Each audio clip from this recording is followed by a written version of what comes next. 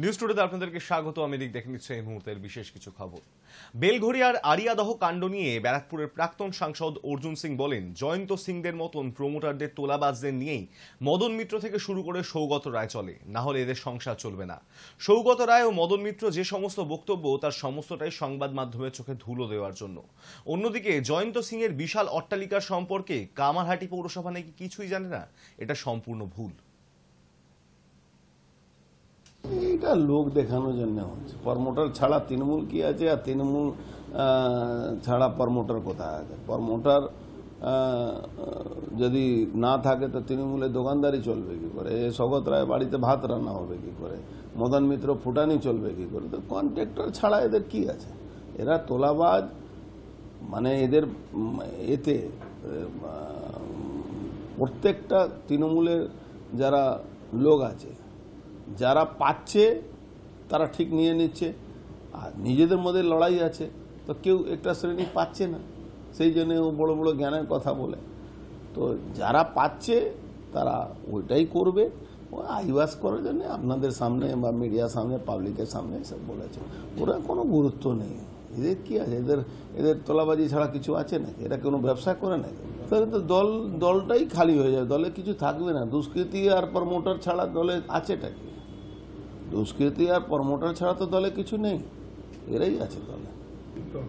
বলতে পারেন উনি কবে কি বলেন, কবে মমতা ব্যানার্জিকে বিরুদ্ধে বলেন।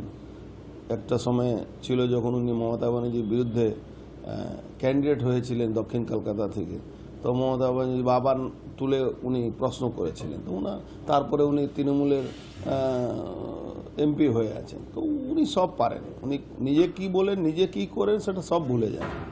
তার কথা বলছে, পৌরসভা সবই জানে, সবই ওদের সঙ্গেই আছে। যে তোলা পাচ্ছিল সে একটা শ্রেণী আছে, যে তোলা পাচ্ছিল না সে একটা শ্রেণী আছে, এইটাই আছে। ওখানে দেখুন ওই কেলে বিমল কাউন্সিলর, তার অফিস বন্ধ আছে, ওর নিজে কাউন্সিলর আছে, 1.5 বছর ধরে পালিয়ে বেড়াচ্ছে। তো সব আছে। এদের নিয়ে খুব চিন্তা ভাবনা করলে আপনাদেরও সময় নষ্ট হবে, আমাদেরও সময় নষ্ট হবে। আমি তো চাইবো রোজ গোষ্ঠীদ্বন্দ্ব থাকুক, আমি কেন কমাবার জন্য? দুষ্কৃতীদের দাপট তৃণমূল কোনোদিন কমাতে পারবে না। দুষ্কৃতীদের মানে তৃণমূলের নাজায়েজ আওলাদ হলো দুষ্কৃতীরা। 10 দিন পরে স্বীকার করছেন। প্রথম দিন স্বীকার করলে তো অত ঝামেলা হতো না, জয়ন্ত সিংও ফোন করতো না, আর ওনার মৃত্যুর জন্য উনি ভয়ও পেতেন না। আগে স্বীকার করে নেওয়া উচিত ছিল। বেসরকারি নার্সিং শিক্ষা প্রতিষ্ঠানের বিরুদ্ধে আর্থিক জালিয়াতি করার অভিযোগে ভাঙচুর এবং ঘটনাটি ঘটেছে গড়িয়া স্টেশন এলাকার শ্রীনগরে। এই ঘটনায় প্রতারিত ছাত্রীদের রাত্রিবেলায় নরেন্দ্রপুর থানায় অভিযোগ দায়ের করেছেন এবং অভিযোগের ভিত্তিতেই আটক হয়েছেন সংস্থার কর্ণধার মানিকলাল জানা। চাকরি দেওয়ার নামে কয়েক লক্ষ টাকা প্রতারণার অভিযোগ, পড়ুয়াদের আসল মার্কশিট সহ নানান ডকুমেন্ট আটকে রাখার অভিযোগ। চাকরি দিতে না পারায় টাকা ফেরত চাইলে পড়ুয়াদের সঙ্গে দুর্ব্যবহার করা হয় বলেও অভিযোগ ঘটেছে। এই ঘটনায় সোমবার রাতে শিক্ষা প্রতিষ্ঠানে ভাঙচুর চালায় উত্তেজিত ছাত্রীরা। খবর পেয়ে রাতে ঘটনাস্থলে আসে নরেন্দ্রপুর থানার পুলিশ, অভিযুক্তকে আটক করে নিয়ে যাওয়া হয়। রাতেই প্রতারিতরা থানায় অভিযোগ দায়ের করেছেন এবং অভিযোগের ভিত্তিতেই ঘটনা তদন্ত শুরু করেছে পুলিশ। যদিও পড়ুয়াদের টাকা ফেরত দেওয়ার আশ্বাস দিয়েছেন অভিযুক্ত, অনেকে চেক দেওয়া হবে হয়েছে বলেও জানান তিনি। তবে যদিও নগদ টাকা ফেরত দেওয়ার দাবি করছেন প্রতারকরা।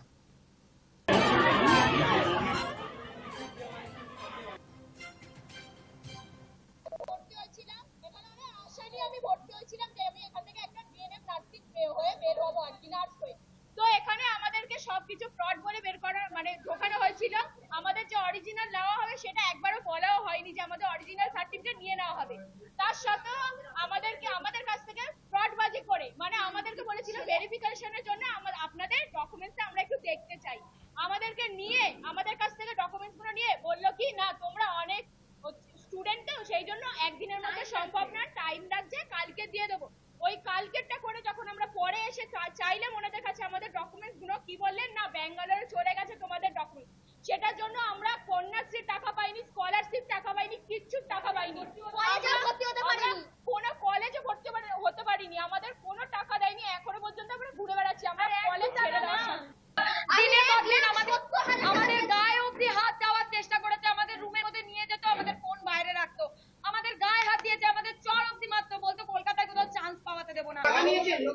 না না, কোনো টাকা নেওয়া হয়নি। এটা হচ্ছে এখানে পড়াশোনা করেছে, যাদের পছন্দ হয়নি বলছে পড়বো না, আমাদের টাকা ফেরত দিন। টাকা ফেরত দেওয়া হচ্ছে চেকে।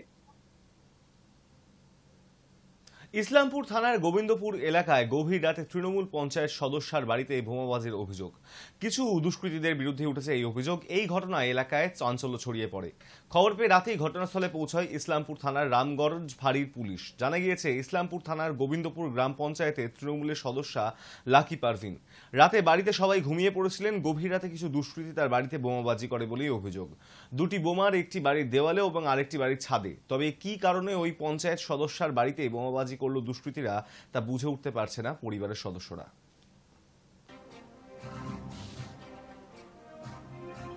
কালকে তো আমি বাড়িতে ছিলাম না, বাবা গেছিলাম। তো সকালে ছুটি আসছি। আমি বলতে চাচ্ছি, মানে আমার রুমের জানলার পাশে মানে আমার হাজব্যান্ড শুয়েছিল, তো সেখানেই বোমা ছাড়ানো হয়েছে। একটা এখানে, একটা ছাদে, আমাদের রুমের ছাদের মধ্যে। তো আমি এটাই বলতে যাচ্ছি যে আমরা আমরা পঞ্চায়েত সদস্য রানিং মেম্বার আছি, আবার তাদের বাড়িতে এত এমন হামলা করলে কি প্রশাসনের বাড়িতে কি করবে? আমার প্রশাসন করছে কি? এভাবে মেম্বারের বাড়িতে একটা হামলা হলে কেমন বোমা কি ঠিক গ্যারান্টি ছিল যে বোমাটা জানলার নিচে রাখছে, যদি ভিতরে ঢুকে যেত তাহলে কি হতো আজকে? আমি এটাই বলতে যাবো, আপনাদের মাধ্যমে বলবেন করবেন যে একটা এইভাবে আমাদের উপর হামলা করলে কি আমাকে খুবই আতঙ্কে আছি না, বাড়িতে সবাই আতঙ্কে আছে খুব। ইউটিউব দেখে বোমা বানিয়ে শ্রীঘরে যুবক। ঘটনাটি ঘটেছে জয়নগর পৌরসভার ৭ নম্বর ওয়ার্ডের পিলিপাড়ায়। ধৃত যুবকের নাম প্রবীর চট্টোপাধ্যায়। তার বাড়ি থেকে উদ্ধার বোমা বানানোর মশলা। ঘটনা তদন্ত শুরু করেছে জয়নগর থানার পুলিশ। পরিবার সূত্রে জানা গিয়েছে, সারাক্ষণ মোবাইল নিয়ে বসে থাকতো সে। ঘর বন্ধ করে মোবাইল ঘাঁটতো। কেউ ঘরে ঢুকলেই বিরক্ত হতো প্রবীর। জয়নগর থানার সূত্রে জানা গিয়েছে, সম্প্রতি কিছু যুবকের সঙ্গে তার ঝামেলা বাঁধে এবং তাদের শায়েস্তা করার জন্যই বোমা বানানোর উদ্যোগ নেয় সে। ইউটিউব দেখে বোমা বানানোর কৌশল থেকে এবং প্রয়োজনীয় কাঁচামাল জোগাড় করে সে। তারপর এলাকাতেই পরীক্ষামূলকভাবে বিস্ফোরণ ঘটায়। মাঝরাতে এই বিস্ফোরণের ঘটনা ঘটে এবং একটি আচমকা এই বিস্ফোরণের ঘটনায় এলাকার বাসিন্দারা আতঙ্কিত হয়ে পড়েন। তবে এই ঘটনায় কেউ আহত হননি। ফাঁকা জায়গায় জঙ্গলের মধ্যে বিস্ফোরণ হয় বলেই জানা গিয়েছে। ঘটনার তদন্তে নেমে অভিযুক্ত প্রবীরকে গ্রেপ্তার করেছে জয়নগর থানার পুলিশ। পরিবার সূত্রে জানা গিয়েছে, প্রবীর পুরীতে কাজ করত, মাঝে মধ্যে সে বাড়িতে আসতো। সম্প্রতি বাড়িতে এসে এই ঘটনা ঘটায় সে। অভিযুক্ত যুবক জেরার সময় ইউটিউব দেখে বোমা বানানোর বিষয়টি স্বীকার করেছে বলেই জানা গিয়েছে জয়নগর থানার ভারপ্রাপ্ত আধিকারিক পার্থ সারথী পালের কাছ থেকে। তিনি আরও বলেন, কোথা থেকে মাল মশলা সরঞ্জাম জোগাড় করা হয়েছে তা খতিয়ে দেখা হচ্ছে।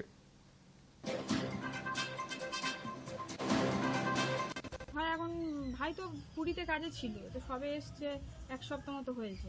আওয়াজ পেয়েছিলাম, ওটা একটা সাউন্ড পেয়েছিলাম, একবারই আমি পেয়েছিলাম একটা সাউন্ড। এখন আমি জানি না, আমি বলছি না, আমি ওষুধ খাচ্ছি, আমার ঘুমিয়েছিলাম। আমি রাত্রে 11:30 যখন বাজে, তখন দুটো বোমার আওয়াজ আমরা শুনতে পাই। মানে আলো রোশনাইয়ের মতো, চারিদিকটা একদম পুরো ধোঁয়ায় হয়ে গেছে, কুয়াশার মতো, মানে কিছুই দেখা যাচ্ছিল না। এরকম করে 4টে বোমার আওয়াজ আমরা শুনতে পেয়েছি। তারপরে দেখলাম যে আমাদের বাড়ির এই যে পিছনে যে রাস্তাটা রয়েছে, রাস্তা দিয়ে একটা ছেলে হাফ প্যান্ট পরা, গায়ে স্যান্ডো গেঞ্জি পরা, গামছা গায়ে, দেখলাম মুখি মেরে দেখে যাচ্ছে যে আমাদের এই যে রাস্তাটা রয়েছে পাড়ার ভিতরে যে রাস্তাটা, ওরা বোমাটা ফেটেছে কিনা ও দেখে আমাদের এই বাড়ির মধ্যে দিয়ে চলে গেল।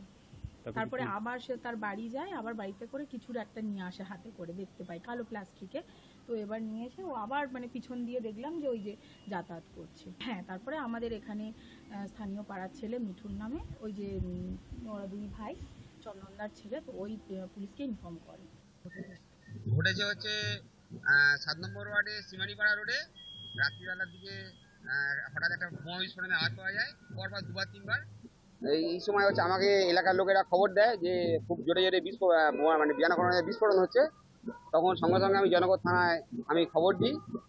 থানাও খুব প্রায় আমার খবর দেওয়ার সঙ্গে সঙ্গেই আমাদের ওয়ার্ডে চলে আসে এবং ঘটনাস্থলে পৌঁছায়। ঘটনাস্থলে পৌঁছে যে এই বোমাটা ফাটিয়েছিল তাকে আইডেন্টিফাই করে এবং সঙ্গে সঙ্গে তার বাড়িতেও জয়নগর থানায় যায় এবং বাড়িতে গিয়ে বোমার মশলাপাতি, দড়ি, মানে বোমা তৈরি যে সরঞ্জাম সেগুলো পায়।